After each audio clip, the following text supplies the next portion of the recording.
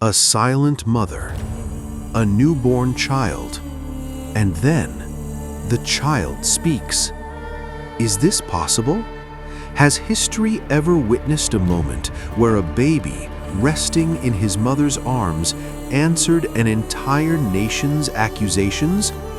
And if this is true, who was that child? This is the story of Hazrat Isa, peace be upon him, a story of miracles and a truth that even time could not erase. Hazrat Isa, peace be upon him, holds a unique and honored position in Islamic history. He is among the greatest messengers of Allah, a prophet whose birth itself was a sign, a prophet through whose hands the blind were healed, the lepers were cured, and the dead were brought back to life only by the command of Allah. His life is filled with miracles, but his true identity is not defined by miracles alone. It is defined by truth. Near Jerusalem, in a quiet and isolated place, Hazrat Maryam, peace be upon her, stands alone. The decree of Allah has arrived. The Quran says, "So we sent to her our spirit." A child born without a father. For the people, this was unbearable. When Maryam, peace be upon her, returned to her people carrying the newborn, fingers were raised, accusations were spoken, her character was attacked. Maryam remained silent.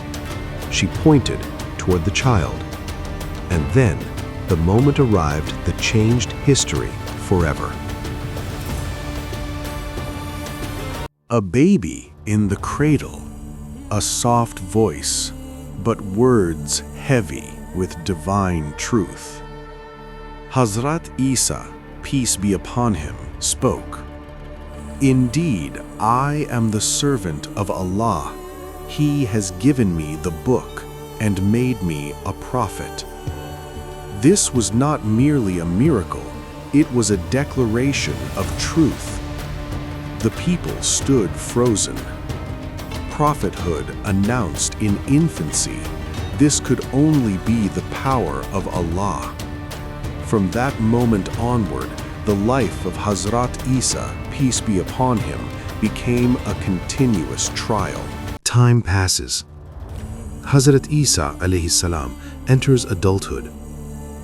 Bani Israel has drifted into misguidance. Hearts have hardened. Religion has turned into ritual.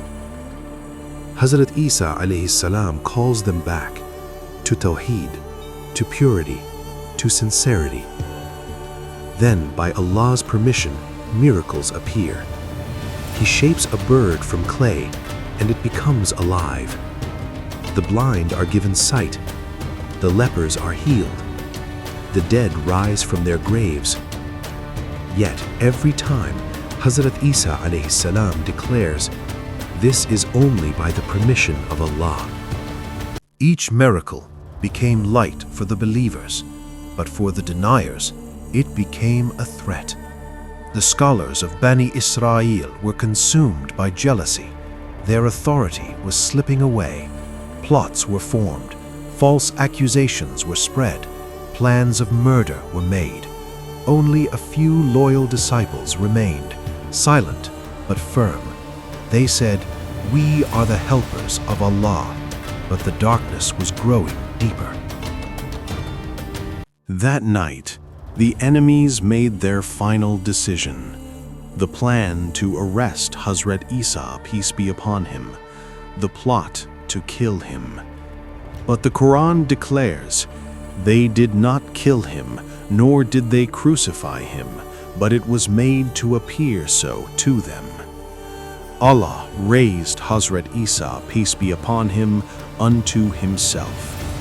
Another man was made to resemble him, and the truth was lifted to the heavens, protected. This was not merely a rescue, it was the fulfillment of Allah's promise.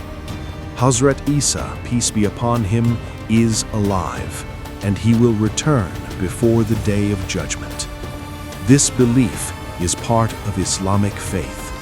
The life of Hazrat Isa, peace be upon him, teaches us truth often stands alone, but it is never weak. Miracles are not the foundation of faith. They are signs for those who already seek truth. The real message is clear: complete trust in Allah, freedom from arrogance, and submission to the truth. Even today, the world is full of noise. Even today, truth is suppressed. But the story of Hazrat Isa, peace be upon him, reminds us truth may be hidden for a time, but it can never be destroyed. This is the message of Islam.